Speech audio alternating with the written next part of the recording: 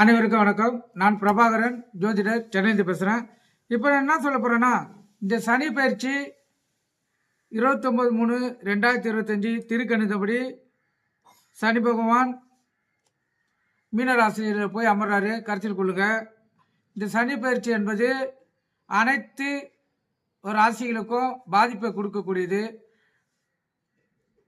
அதாவது சனி பலன்களை கொடுத்தாலும் இந்த சனி பயிற்சி குருவுடைய வீட்டில் சனி பகவான் போய் அமர்வதால் அது பிரம்மரிசி தோஷமாகும். அதனால ஏகப்பட்ட இன்னல்கள் பிரச்சனைகள் அனைவருக்கும் வர்றதுக்கு வாய்ப்பு இருக்குது.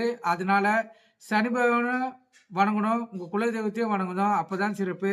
இப்போ சனிக்கு வணங்கக்கூடிய பரிகாரங்கள் பார்த்தீங்கன்னா, சனிக்கிழமை தோறும் சனி பகவான் ஆலயத்துக்கு சென்று நீல சங்கு, நீல செம்பருத்தி, நீல தாமரை ஆகிய புஷ்பங்களால் சனியை அலங்கரித்து வழிபடலாம். சனிக்கிழமைகளில் நல்லெண்ணெய் ஸ்நானம் செய்யலாம். சனிக்கிழமைகளில் அருகில் இருக்கும் பெருமாள் கோயிலுக்கு செல்வது, முடிந்தால் திருப்பதி ஏழுமலையான் கோயிலுக்கு சென்று வருவது மிகவும் சிறப்பு.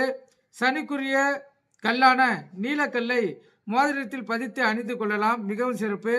சனிக்கிழமைகளில் விரதம் இருந்து நவகிரகில் உள்ள சனி பகவானுக்கு அர்ச்சனை செய்து கருப்பு துணியில் எள் மூட்டை கட்டி அகல் விளக்கில் வைத்து நல்லெண்ணெய் ஊற்றி தீபம் ஏற்றுவது மற்றும் ஜென்ம நட்சத்திர நாளில் கோயிலுக்கு சென்று ஒரு தேங்காயை சமமாக உடைத்து உடைப்பட்ட தேங்காயில் எள் எண்ணெயை நிரப்பி தீபம் ஏற்றி சனி பகவானை வணங்குவது மிகவும் சிறப்பான பலன் தரும்.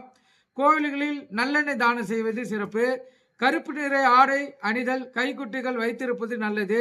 எள், கடுகு, தோல் பொருட்கள், சமையல் பாத்திரங்கள், குடை, அடுப்பு போன்றவற்றை ஊனமுற்ற ஏழை எளியோருக்கு தானம் செய்வது மிகவும் சிறப்பு. நீங்கள் கருத்தில் கொண்டு பயன்பெறுக.